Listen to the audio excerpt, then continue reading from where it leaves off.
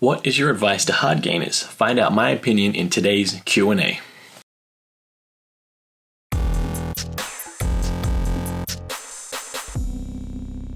Selwyn here for WynnStrength.com, where the goal of the channel is to help you get a little bit stronger every single day.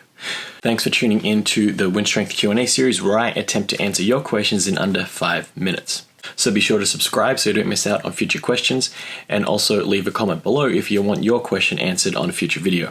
So this is a great question from my buddy Eric. What I'll do to answer this question is provide you my top 3 tips for hard gainers and how I like to advise people if they want to gain weight, whether they're a hard gainer or not. So let's start that timer. So first part of this is have a nutritional plan in place.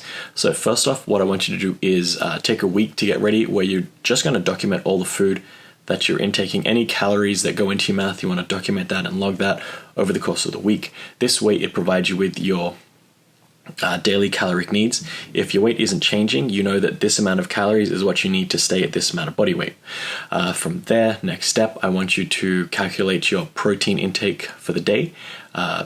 General guidelines is 1 to 1.25 grams per pound of body weight.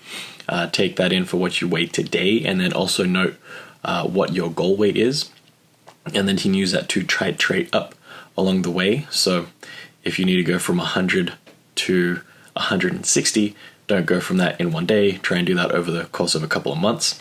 The next step from there is to get a body weight scale. When you go get the food scale, go buy a body weight scale.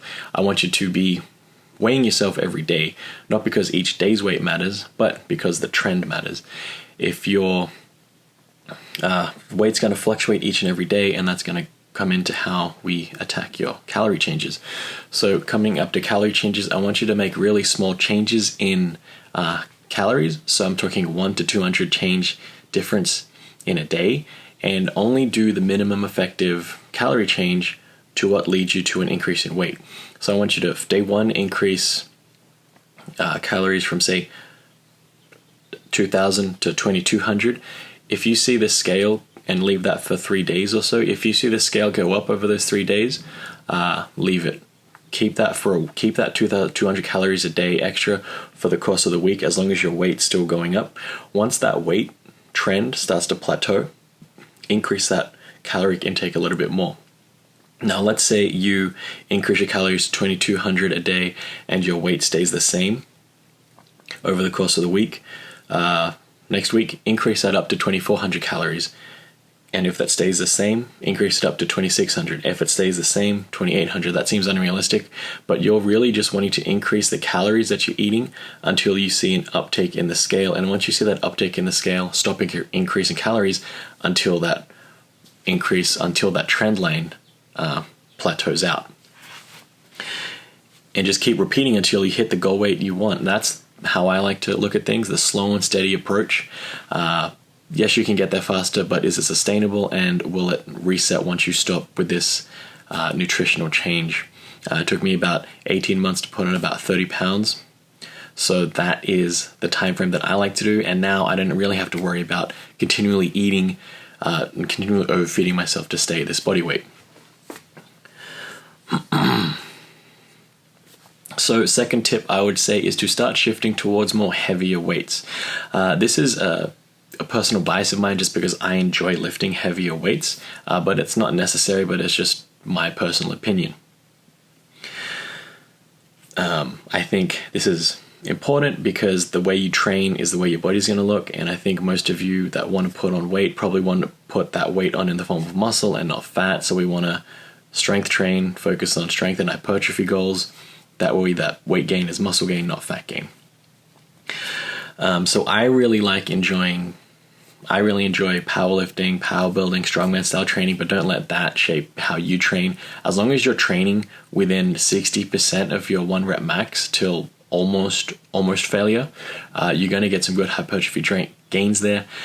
I wouldn't necessarily niche down too much into worrying too much about your 1 rep max strength, because that's not going to help you put on a lot of muscle size, just because we do see some smaller guys that are able to have really good skill level at strength, but they put up a lot of weight. So you're not really concerned about the weight on the bar. You're worried about more volume and training to failure, or training almost to failure. So 2 reps in reserve or level 9 RPE. And as long as you're in that range, you're kind of fine. You'll only be pushing onto the edge of training to failure above 60% of your 1 rep max. And that's going to shoot you right around anywhere from 6 to 15, 6 to 12 reps is the ideal point. That way you have that nice balance between weight and intensity and volume and intensity. And finally, I would say cardio should just be minimized for this period, just because, not necessarily because cardio is bad, but just because any cardio you do should be offset by balance in your caloric intake. Because we're trying to gain weight, we need a caloric surplus at the end of the day. So let's eat more than we move.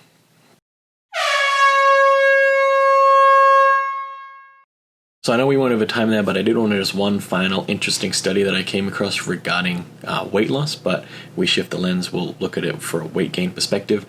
Basically, it's looking at NEAT, or non-exercise activity thermogenesis. Basically, the calories we expend by moving our bodies that isn't in the gym. So walking, standing up, fidgeting even. Things like that are going to burn calories just because our body is moving, and anytime we do some sort of movement, it's going to burn some calories. So the American Heart Association looked at NEAT in regards to weight loss, and what they found was that lean, sedentary people stand and are more ambulatory 152 more minutes on average than obese participants. And that obese individuals have an innate predisposition to sit for 2.5 more hours a day than their lean counterparts. And then they also had a study where they found where they overfed individuals, those that stayed lean saw an increase in their NEAT, not a change in their basal metabolic rate. So what does this mean for you? Basically, if you lean on the leaner side of body types, when you get fed more, you're just naturally going to move more than someone that's on the more overweight side of things. You don't have a faster metabolic rate necessarily, you just move more, and that's fidgeting, standing up, anything like that. So just remember that and keep that in mind when you are trying to gain weight. Try and not move, or just try and eat more to account for that. But again, the science is there to show that as you eat more, you're probably going to move more. So it's going to be a tough journey. Hopefully you found this video helpful. I know I went over time there by a little bit, but I think the value added was worth it. If you found some value, please hit that like button below and be sure to subscribe so you don't miss out on future Wynn Strength Q&As.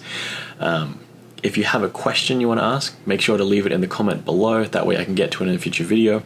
This has been Selin from Wynn Strength, and remember to never stop learning and to never stop lifting.